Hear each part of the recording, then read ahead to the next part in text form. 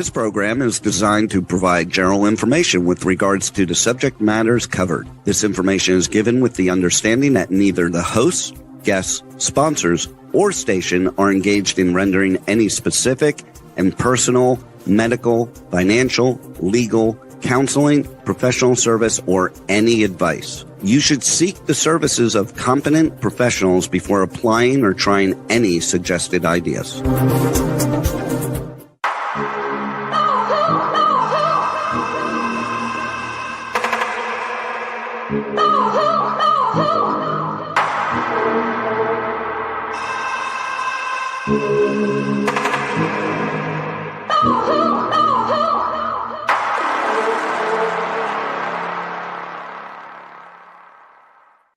Good morning, true seekers and true crime junkies. Welcome back to another episode of Hit the Road Jack, Finding the Zodiac. I'd like to welcome to the show today, Harriet Suchet. Good morning. And good morning. As they call it. Yay. Happy homing. I'm all happy homing. Yeah. You're home. We're so excited. Yeah, that's true. Yeah, at least home for Easter. I'm going to go get some Easter candy. What is it, 6 months? Yeah. 6 months you've been basically hospitalized? Yeah, 4 months, and I'm still healing, but at least I'm healing the rest of the way in a home setting. So right. They released me because I was getting up and walking around and still complaining about the food. I think she's pretty much good to go. Right, send the complainer home. They weren't expecting. Yeah, that's funny. Home, and what I'm just going to be really brief. What happened to me, which is including a cerebral hematoma, it really enhanced my sense of smell, and I could smell everything, and it ended up in the friggin' food, and I couldn't eat the food. Plus the medicines I was taking, I lost 40 pounds. Nice, crash diet. It's not the way you want to lose it, but no. They said, no, you need some weight back so you can heal more. And I only said it once, and then stop serving the shitty food. Anyways, so I'm home. Okay. I think that's a topic for a whole nother podcast. But Western medicine and their food is absolutely horrible. But yeah. I was making my own peanut butter sandwiches, and they said, she's making her own stuff to eat. Again, she's ready. Okay. Right. And send her home. And take care of yourself at home. Well, congratulations. I'm excited for you. Okay. It's got to be nice to enjoy. Well, you were only in your place a couple weeks, right, before this accident happened? Exactly. And then I had just decorated for Christmas, so I came home to frozen time Christmas. Well, that's got to kind of make you smile a little. Oh, I love Christmas. Right. So my family said, well, since you missed your birthday and other family members' birthday, missed Christmas, and now you're there for Easter, celebrate all those 4 things at once. I said, that's good for me. I'm getting candy because they couldn't serve candy at the store, at the place I was at. I haven't had candy in 4 months, really. Right. Anyways. Oh, my goodness. Yeah. Well, last week we left off on what we refer to as the Sandy Betts murder map. And I know, I'm not sure how many people were with us for the episodes that I ran with Sandy Betts. She believes she was being stalked by the group or the individual Zodiac killer himself. She had many pieces of evidence to put forward, and some she knew where it came from, some she didn't know where it came from. And she also provided me with a couple of different prospects that she thought were possible suspects for having written some of these items. So I thought I was going to take a look at this handwriting finally, which is something I promised to do way back then. I hadn't had the time to do it, but I've now compared this handwriting to her couple of suspects, one of the suspects that Tom Voight has, and then I ended up actually comparing the handwriting itself to Sandy Betts, and things got extremely interesting. So when we look at this map right now, we can see it, on the outset, what might appear to be a whole bunch of zodiac symbols, but I'm going to comment on those because these symbols are not like what the zodiac wrote, because the actual lines never exceed the outside circumference of the circle. In some cases, there's a slight overhang, but for the most part, the crisscross is all inside the circle, and that is just not typically what we saw the zodiac actually executing. Another thing that kind of caught me off guard is we had multiple capital letters in the middle of lowercase printing. Now, I know that the zodiac would typically write or attempt to write all in lowercase print, but there was an occasional capital N that looked like a W structure in his writing, where you could see that he was either manic or on drugs, or he had something going on. So he was accidentally dropping these W-shaped capital letter N's in the middle of lowercase printing. And I found a few of those in the zodiac communications, but we didn't really, other than the K in speaking, did we see any other large capital letters, or what we call pop-out letters, in graphology. On this particular map, though, I took note to many pop-up letters. So we had capital A's, capital N's, capital R's, capital F's, capital L's. Was a K? Yeah, I would say they're pop-up Ks, larger Ks than the lowercase printing as well. So there was a lot of these pop-up letters, and we can see them like in the word Pleasanton here. We see this great big huge capital L. I want to say up in Vacaville, again, we have these capital L's. Fairfield is one word, but we see this capital F in the middle. Let's see, San Rafael, where did I see you? Up here, again, we have a capital F in the middle of lowercase, well, two capital A's around the capital F, but then we have a lowercase e, and then we have that pop-up capital letter L again. So all of this being that interesting to me, I wanted to see how this fared out with some of the suspects. So I did do a comparison with Bob Hernandez's handwriting, or Robert Hernandez, which I believe that this is the main suspect that Sandy Betts believes is either A, the Zodiac killer, part of the group, or her stalker. I'm not really sure because I get myself confused. She's got a couple different things going on. But when I did the comparison here, I looked at these letter A's, and they're very tall, very pointy, crossed very low on the crossbar, and it's pretty consistent. When he writes in his lowercase handwriting with proper capitalization, we don't see any capital A's, capital N's, capital A, A's or N's. Let's see, no capital R's. So, let me see if I find any K's around here for him. I don't believe I did, but we can see here that when he prints with proper capitalization and lowercase letters. So that kind of rules him out. When he prints in capital letters, all of those capital letters, each letter is capitalized. So as he wrote Hernandez, Kendo, some type of a self-defense school, he wrote all of this in capital letters. So he either writes in all caps when he writes, or he is using proper capitalization and lowercase print. So then when we looked at the form and style of the actual letters, again, we didn't find any consistencies in the letter R's or the letter N's. The letter A's were obviously very different. Most everything that I saw in here, I got no warm and fuzzy off this guy whatsoever. There was nothing that made me think that this guy actively wrote this map. Which then brings us to I have more handwriting from Bob Hernandez. And again, we are looking at his writing here. Again, he is writing in proper capitalization form with lowercase letters, and we do not see any pop-up capital letters in this writing. And again, the form across the board is not consistent with what we see going on. In fact, we had the Imperial Dragons written up here, and we've got this letter D. We can see how that varies from the letter D's that are in here in Mount Diablo and Danville. Again, just nothing there that hit home for me that said, ooh, we've got something that's alike.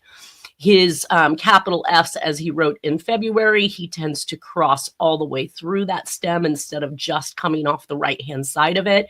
And we can see that that's not what's happening with the letter F's in this actual murder map.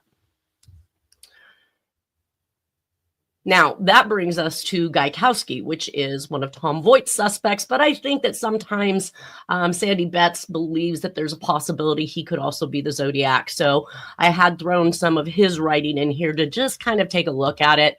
Once again, we had some of the same characteristics. We have complete capitalization, proper capitalization with lowercase printing.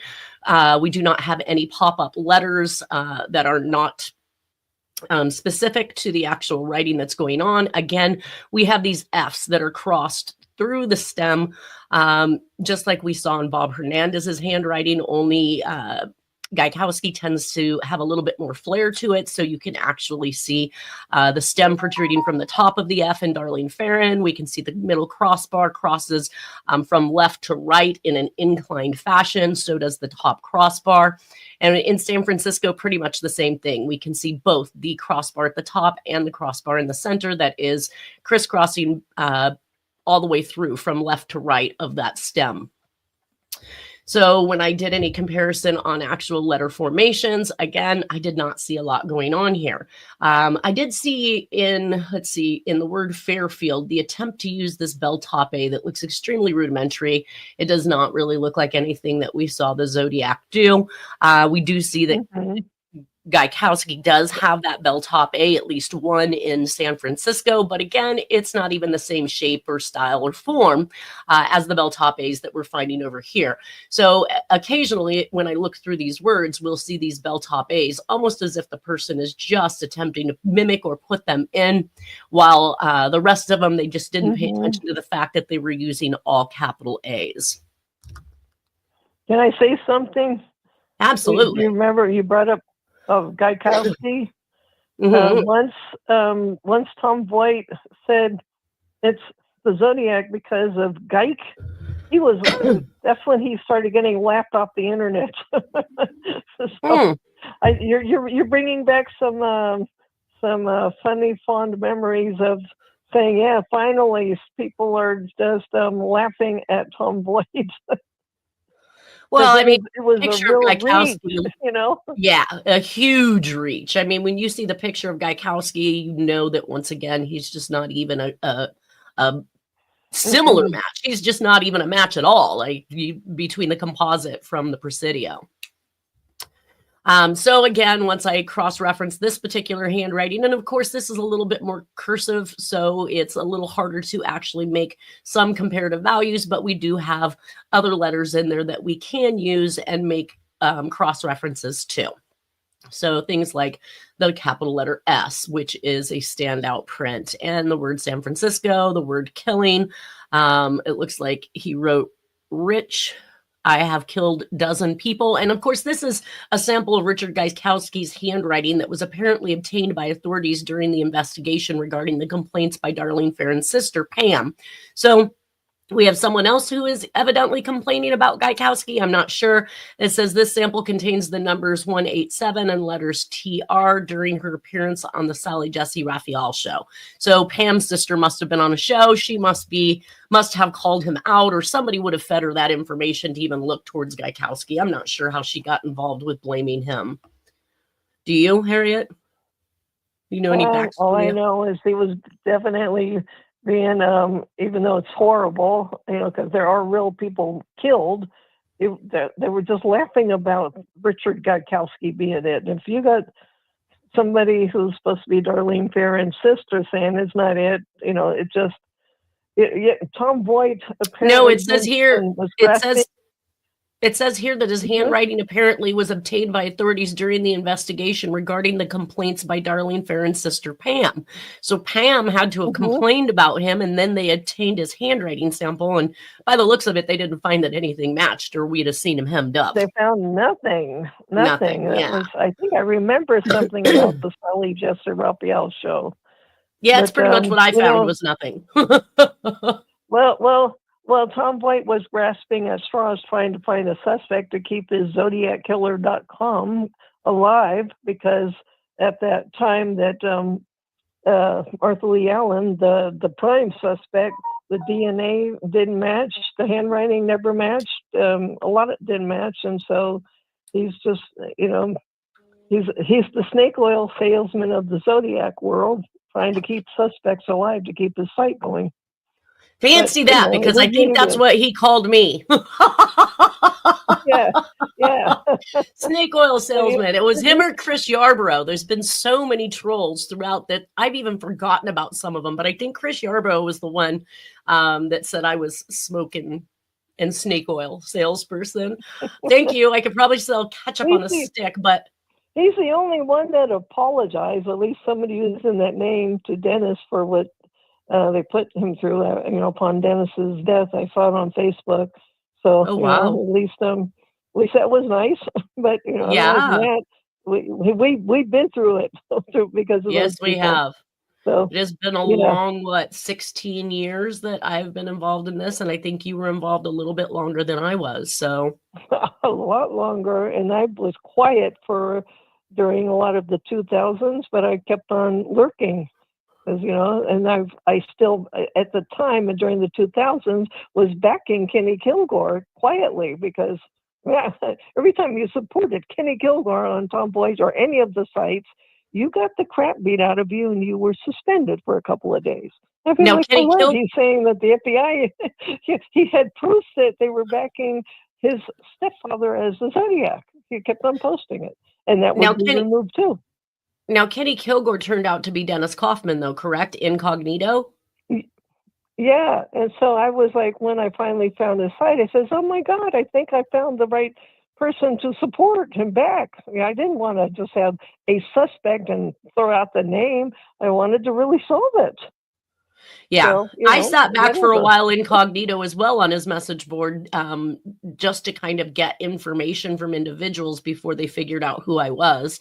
And then, of course, once they figured out who I was, then the onslaught was on. I think even at one point in time, I had moderated Dennis's message board for him, kicking off all of the trolls and getting rid of the people who were just basically there to, cause drama in the middle of real information that people was seeking. So another one of the was probably hundreds you blocked. Probably. Yeah, I went to town. Yeah, if you were rude, if you were a jerk, you were out of there. Well, and I think that a lot of these trolls that were on the internet were signing up for multiple accounts. So sometimes I could literally read the messages that they were giving and see that was literally, okay, this is the same person under a different name. Of course, again, incognito. Nobody wants to be out there with their name on anything, because if they're going to be jackwagons, they don't want it to be known that it's them that's doing it, which was not something that I appreciated at all. If you're going to come at us for real, and come at us as the person you are, not as some covered up individual, which can't be found or asked to stand up and raise your hand and say that you believe the things that you believe. Didn't you block like one ISP that would be like 10 or 20 bots, as they call them now? So you block one ISP and then we clean up the whole board for a while. Yes, it did. Yes, it did. We were able to actually go in there and plot out that information. Nobody wants to read through all the garbage just to sift through 30, 40 different bad messages just to get a little piece of some type of evidence. We wanted the evidence to be straightforward and clear and discussed, and something that people could follow easily without all the drama and the nastiness in between. Well, enough on that. I do have some other handwriting from. I just wanted to say something really quick. Now that I'm seeing stuff that's been going on for maybe a couple of centuries and it's still continuing, we still have the same sort of types of people who just don't want the truth out there. You mean decades? Or I guess you are. Okay, I'm talking about centuries now, because the stuff I'm doing right now is going back a couple of centuries. We're not covering that though. So basically, Richard Gaikowski had another piece of information out there, which was a request for a passport, in which case his handwriting was found on. When we look at this handwriting, we can once again look across and see that there's just no comparative value between the actual letter forms and structures, size, shape. Again, he's using proper capitalization with lowercase printing, no pop-up letters. Even his Ks tend to look more like a lowercase K, although Dakota looks a little bit bigger here. When we look at Gaikowski up here, it is definitely formed as a lowercase K. And then again, cross comparing that to the information on the map, there was just really nothing that was kind of giving me a warm and fuzzy again, even with this particular handwriting. So I've looked at different handwritings over different time frames. I want to say this one was in the 90s or something like that, for the passport. And then the other one was at some point in time during the actual investigation of the Zodiac killer way back when. That brings us actually to the commonalities that I found in some of the communications that Sandy Betts had indicated she had received. So she stated she received a message that says, "Why am I afraid to tell you who I am?" She also received another message she believed from somebody who stated that they were some type of a, astrologist, basically giving her astrology reading. So it says, "Secretive, mysterious, extremely brilliant. You are active, hardworking, and aggressive. You are sensitive to the needs of others. You are a quiet fighter. You are a slow starter, but once you get going, look out." When I cross-compared these three communications, which included the actual map, murder map from Sandy Betts, I did find some consistencies. Between the one that she claimed came from an individual who was giving her an astrology reading, we see these backwards Ys. We see this backwards Y also in the "Why am I afraid to tell you who I am?" Now, in the word "why," we see that the Y is actually created correctly. So this persona of doing this backwards Y is obviously somebody manipulating their handwriting. I don't know why that this was even a thing, because you're not going to find backwards Ys in the Zodiac's handwriting, but she believed that these messages looked like the Zodiac's handwriting. And again, it was either a note passed to someone or a note passed to a coworker that was given to her. She doesn't know where the murder map came from, but let's talk about these consistencies real quick. So aside from the backwards Y between these two messages, it looks to me that this this is a persona somebody is trying to play and put on. And then as I go through the messages, we start to find the capital A's, the capital F's, the capital L's, all in the middle of lowercase printing, while the astrology reading tends to be more strict lowercase print with proper capitalization. We do see in the word "lookout" a capital L, but that is really the only capital that I saw that was out of place in here. When I did the cross comparison between the actual murder map itself and these particular ones, we found the capital A's, we found the capital R's, we found, let's see, capital N's, capital L's. So again, we're finding now these cross references between these two communications. So basically different significant characteristics between these three kind of tie them all together and suggest that they were written by one person. In the word Vallejo, we've got double capital L's there. So now down here, when we're looking at this handwriting at the bottom, this is actually Sandy Betts' handwriting. And I about fell out of my chair because I did not know how it was going to play out, even though I had saw some things early on, like these capital letter F's that right here in the word "different." Very, very consistent with the capital letter F's that are found in this message up here that says, "Why am I afraid to tell you who I am?" And I mean, so stinking similar that even the way they're formed, the way that the top crossbar comes back below the actual top of the stem, kind of almost in a V shape or a K-like formation on that F, is very consistent with what we see in her handwriting. We also find in her handwriting capital L's, capital R's, capital N's, capital, let's see here, L, R, N, R, L, F's. And F's are really a big one for me here, folks, because capital F's are not something that I've seen in the middle of lowercase printing. I've seen A's, I've seen R's, I've seen D's, I've seen N's, I've seen M's. Capital F in the middle of lowercase printing is completely almost like a solid identifier for somebody. If I saw this in a writing and I was being asked to determine whether or not somebody had executed a document and found these F's in there, I would, this might be enough to sell me all by itself just because of how unique it is. So aside from that, We also look at the word Vallejo. Now, this is the word Vallejo on the map, and this is the word Vallejo in Sandy's handwriting. And I took note to the actual baseline of the letters. So the V starts out at one position, the A hops up, the L's hop up, the E hops up, the J hops up. And when we looked over here at the Vallejo that was actually written on the murder map, we've got a V that's lower, the A that hops up, the L's that hop up, and we have a straight tail J, which is exactly what we see in her handwriting as well. The L's were all consistent. The N's, actually, I mean, even when you look at the formation and the shape of the letter N's in Danville and San Ramon, are consistent with her letter N's.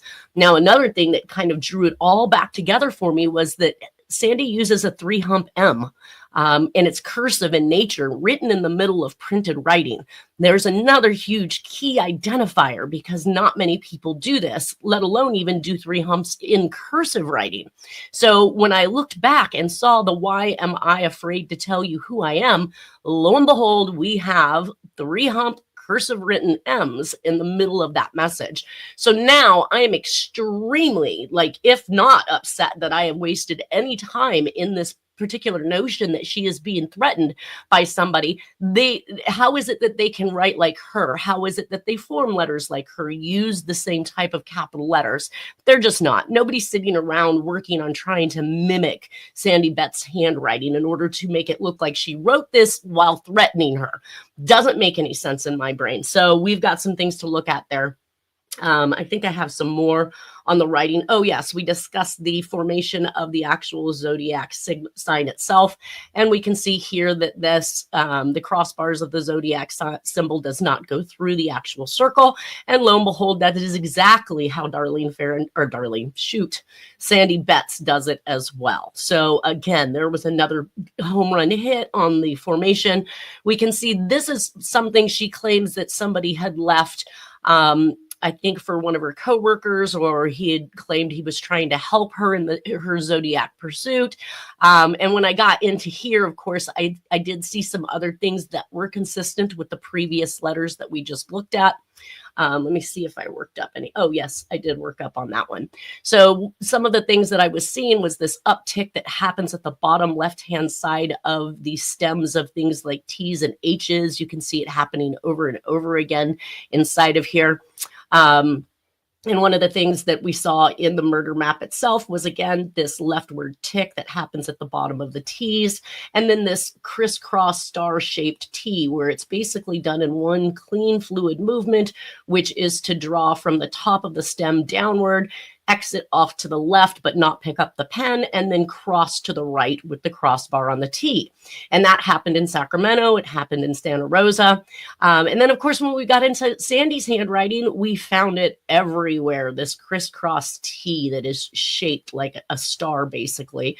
And you can find it in much of her handwriting. So I think that that's a clue pushing it back into that notion that there's a possibility that she was creating these. She was attempting to make them look like they were zodiac written, even though I find that there are lots of differences and reasons to believe that they are not.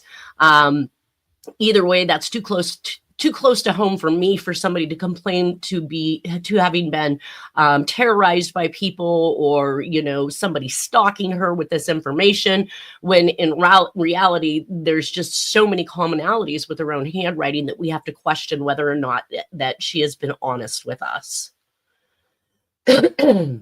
Here's another cross-reference of that same Robert Graysmith note and document, in which case I pulled apart even more items that are linked by virtue of those backwards Y's, the capital L's, the actual word "the" and the shape of the H's are very consistent with her handwriting as well. It just goes on. And sometimes when you have the right suspect for a handwriting, you could continue making those matches all day long. I felt that this was significant enough for me to kind of drop this notion that this came from the Zodiac, number one, because it's not a match to his handwriting. And number two, it does not match any of the suspects she claims to have been involved with her being terrorized. And number three, there are so many consistencies with her handwriting that I'm pretty much going to 86 this notion altogether. What do you think, Harriet? Oh, I sure would love to hear explanation on all of this, but Me too. But some of the things, yeah, I think you would say that some of the stuff on our maps are matching, but we need to hear some explanations as to why this is happening. Well, and I had offered her within the last couple of weeks to come back on the show. Like I said, she's now adopted the thought process of some new suspect out there that might possibly have some bearing on what it is that she's doing and looking at. And she felt compelled to deal with them before actually coming on the show. So this is going to play out the way it plays out without her, because I offered her to come in. Yeah. I don't know how she would have handled this kind of information. She may have gotten mad. I don't know. I did actually have one more slide where I looked at the letter P as it pertains to the Robert Graysmith letter that she supposedly got. And the P's have these little flags that are sticking up to the top left-hand side here. And even the shapes of the bowls are similar. They don't close back to the actual stem, but we see that in her P's in her own writing, once again, have that flag that sticks out just kind of curved off to the left just a little bit. But again, just another consistency. Too much for me anyways. All right. I'm done with my rant, and I did finally get that handwriting done for everybody. Robert Hernandez is not a match. Richard Gaikowski is not a match. And unfortunately, there are far too many commonalities with Sandy Betts' handwriting for me to dismiss that this was somebody else actively trying to terrorize her, and that it is likely she is the one that actually constructed and created that map and possibly the other letters as well. So that brings us back to the murderers. And I think we actually had started to talk about these ones last time. We had Heidi Villarreal Fye, which you had commented on, believing it was Robert Abel, you thought was the murderer. Yeah.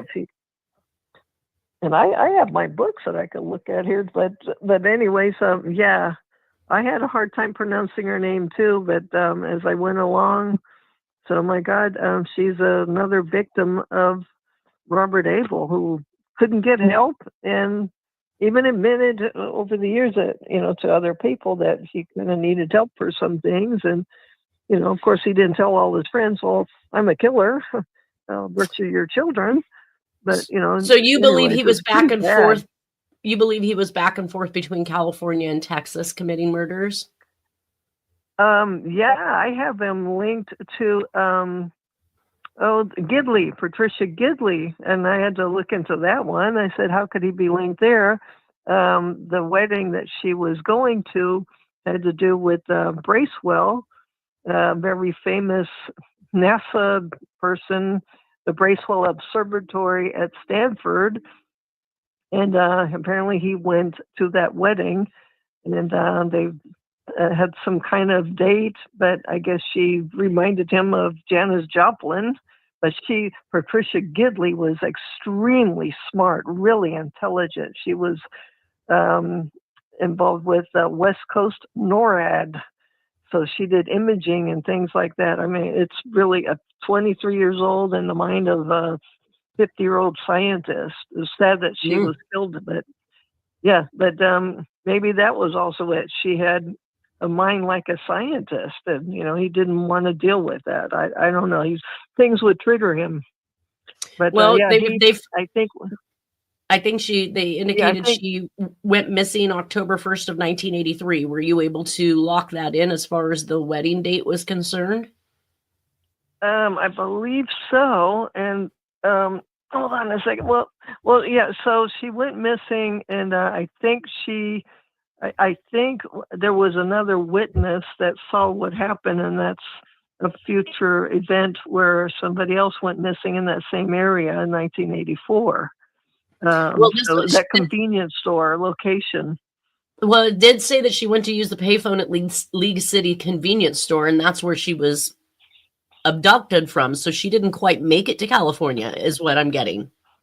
Oh no, she didn't make it to California, but Robert Abel was pretty active and a mess. So it says that she was beaten to death with a club and broken bones found in the killing fields where Miller and two Jane Does were found. So obviously the suspect is returning to bury bodies where others have been buried. I know that Jack has just requested a divorce on October 20th of 1983. However, this predates she went missing. Obviously, they say October 1st, so that predates it. It doesn't mean that Jack isn't there, because again, he is just now coming off an arrest. He is having to get his affairs in order before he turns himself in, and he does, I believe, 30 days in jail. So Jack always returns home, guys, every single time. Whenever anything is going on while he's waiting to enter the military, I'd say a few times a year, probably, mostly holidays, he'd return home to mom.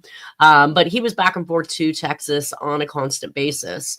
On October 3rd of 1983, it says, "You got my first." It's a letter postmarked Kalamazoo, Michigan. I know that we put in here to research this. Now that you're at home, maybe we can start looking up this particular letter and see if there's any instances or versions of it out there. And let me look at that. Right. It was driving me crazy the last couple of days. I said I was trying to find it. So anyways, send it, whatever. Oh, I don't have it. It's in the FOIA files. It's listed as a letter that was examined. Information. Okay. I'll send that out to you. On October 26th, 6 days after Jack requests divorce, we have Sandra Rambler in Santa Fe, Texas, goes missing. She was abducted on her way to the store. So a lot of these convenience stores, little stores. I mean, if we go all the way back to Sherry Joe Bates, the suspect mentions taking people from little stores. So, that rolls us right down into November 2nd of 1983 on the Corvette Concepts murders in Texas. I believe we did start to talk about this a bit because it is actually notated in Tim Miller's letter. We can see the envelope portion of it over here that is addressed to Tom Humble. And there's a lot of things that I found were consistent and intertwined with this, because there is talk about Humble, Texas in this particular letter in lieu of Superfudge, which is a very interesting tie-in, we believe, between anthrax and this letter where he's taking I believe he was taking ultimate responsibility for all of these different crime sprees across the United States. However, Harriet, you believe that he was telling on people who were actually doing it, but this one letter does really encompass everything from the Zodiac Killer to the Phantoms to the Corvette Concepts fiasco mystery, the Zodiac Killer. I mean, there's just so many different references inside this letter. Now, this one was actually, it stated that the return address was, I believe, it looks like 6 or 595 West Main League, City, Texas, 77573, and it mentions Corvette Concepts fiasco mystery. And of course, that brings us to the Corvette Concepts murders, where 3 individuals were actually murdered: Beth Wilburn, Thomas McGraw, and James Oates. Beth was stabbed 129 times, and in addition to being shot, McGraw was shot and stabbed 15 times, and a sharpened screwdriver was embedded in his spine. It does not indicate how James Oates was killed, at least by this particular information that I have. It does indicate they've made an arrest at one point in time, though I don't have the date on it. That must have fell through, and that person must not have been able to be charged or convicted of the crime, because in 2021, we have an article that comes out saying Corvette and Cash offered for answers in cold case murder. So they are still looking for a suspect in this, and I think that the author of this letter to Tim Miller in regards to his daughter is probably the direction they should be looking in. Do you have anything to add to that on the Corvette Concepts? Well, I think they did get somebody, but I was looking to see if I had anything printed about all this, and I think these are 2 books that have not been printed yet by me. So because I done, for some reason, a lot of detail on what ended up being the Corvette Concepts and the description of the evidence and stuff. So Jack definitely had the information about what happened with this. And so the only thing I can add is that I'll have to look up what I have and just kind of go over it again.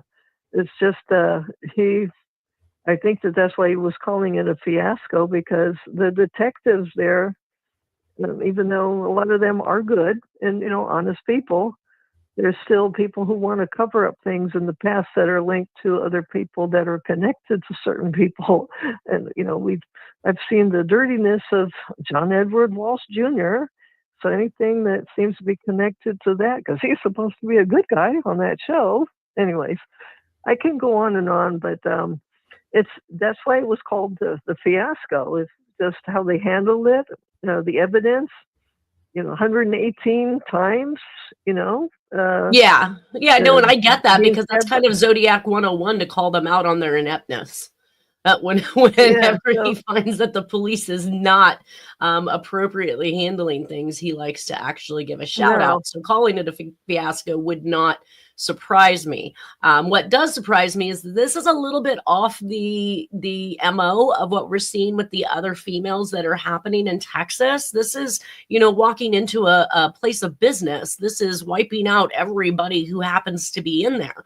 I don't believe that they mentioned anything in regards to, robbery or anybody taking any money, but this is definitely overkill and meant to be personal. I mean, if you're going to leave a sharpened screwdriver embedded in somebody's spine and you're not going to take that murder weapon with you, you're sending a message. You stab somebody 129 times and shoot them, you're sending a message. So what were these individuals into? And you have to think that, somebody owning a Corvette dealership is probably pretty high up there as far as money is concerned. All right. Drugs. I think drugs plays a key role in that. Somebody knew something, saw something. Yeah.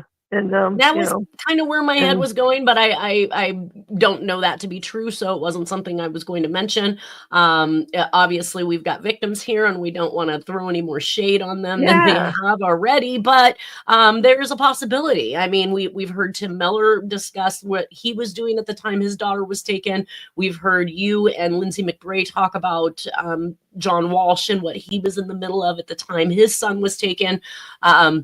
There is some type of a commonality that is coming back to those types of events. I do have on here that I believe that Jack probably turned himself in after November 2nd, whereby he is released on November 1st for his 30 days. It's also contention that Jack would have gone home to Texas, as I had stated, while going through the divorce with Nora. Even though we are showing an address in Rio Linda, we see addresses for Jack all over the place. I mean, he is still currently holding P.O. boxes in Texas at this time. He's holding P.O. boxes in Oklahoma at this time. Like, he has virtually many addresses that could be tied to him during this particular period. November 14th of 1983, 25-year-old Stanley Lang Common on Highway 59 in North Park Drive in Kingwood, Texas. It says on November 13th, 1983 at approximately 10 p.m., victim Stanley Lang Common left his residence on Ashmore Street in Houston, Texas, telling his girlfriend that he was restless and was going out. On November 14th, 1983, at approximately 8 a.m., an employee working on fire hydrant drains found the dead body of Common lying in a partially cleared field off North Park Drive at Highway 59 in Kingwood, Texas. He had been shot multiple times and his car was missing. Common's vehicle was subsequently found parked in the 1000 block of Webster Street in Houston. The car had been at that location since December 5th, 1983, at which time a parking ticket had been issued. And again, this goes back to the cars that go missing. So we've got the victim that is killed and we've got the car that is moved to another location and subsequently found. Now, I show that this is the last unsolved murder for almost 7 months. And we do see that, again, Jack is going to go to jail and he is going to be on probation for quite some time. But Texas is going to be free, at least as far as my research is concerned. If there are more murders out there, then please send them through. I have looked up on the website for Texas and unsolved killings, and it does not show any other unsolved murders for this time period either. Well, I know you mentioned about Webster Street and the position and how much, there was X amount of shots. And I'm just wondering if that person was a witness to what happened with Joan Webster. That's how my mind thinks, because there was somebody who witnessed Joan Webster getting into a vehicle and I'm saying Jack somehow knew all this information, and they were allegedly trying to get her attention to not go into that vehicle. So, and that's what I'm seeing, that it does look like it was Robert Abel again. And the witness, the composite fits Robert Abel to a T, including the beard.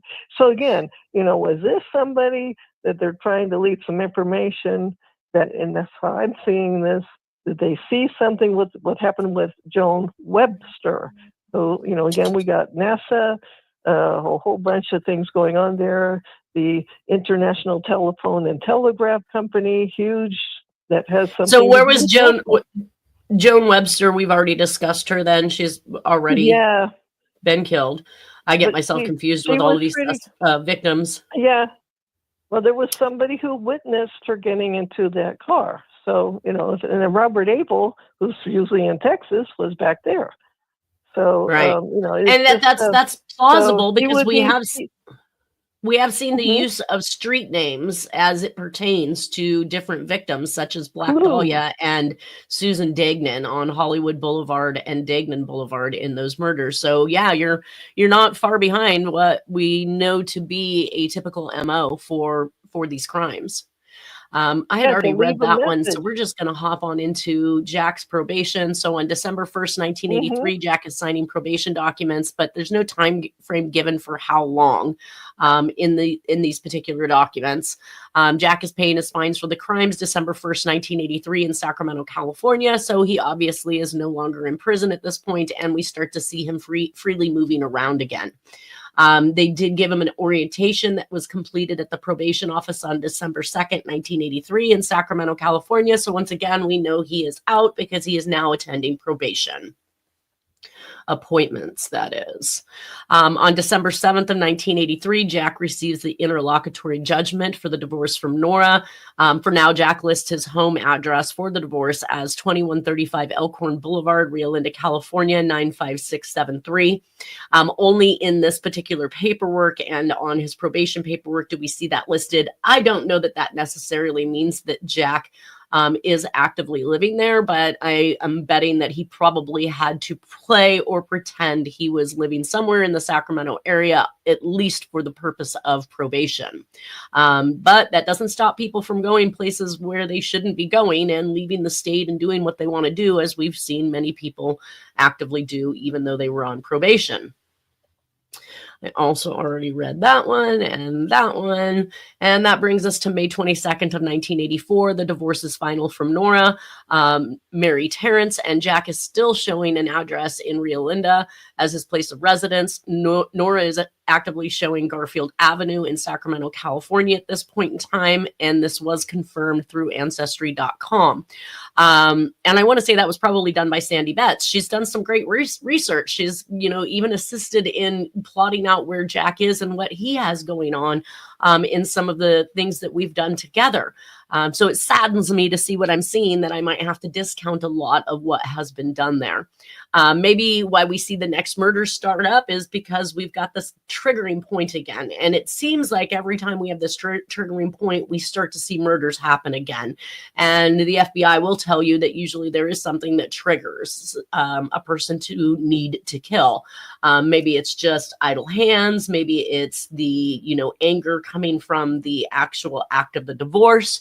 I'm not sure, but Dennis indicates that not only did Jack make and distribute methamphetamines during this time, but he frequently drove to Oklahoma, as we just discussed about the P.O. boxes during the 80s to pick up marijuana for distribution. And who knows if it was just marijuana? I mean, it seems like a long way to go to pick up marijuana when people in California have been growing it for years and years and years, and then have to drive back with that. So I'm wondering if it wasn't something a little bit stiffer like cocaine or methamphetamines. But then Dennis did indicate that Jack knew how to actively make his own methamphetamines, so probably didn't need to drive to pick those up either. Well, that puts us back down to our very last minute, and that's before we start jumping back into murders in Texas again. So I'm going to kind of end it there. Is there anything you would like to add, Harriet? Well, you reminded me that methamphetamines was legal and in the Army up until 1999. So, can you hear me okay? Anyways, I'm just saying that I think we have. Yeah, because maybe that's why he was continuing. You can hear? I can't hear. Oh, never mind. Okay. Anyways, have a great weekend, everybody. I don't hear anything. Okay. Well, we love you, Nanette. Thank you. Wonder what has happened here. Oh. Oops.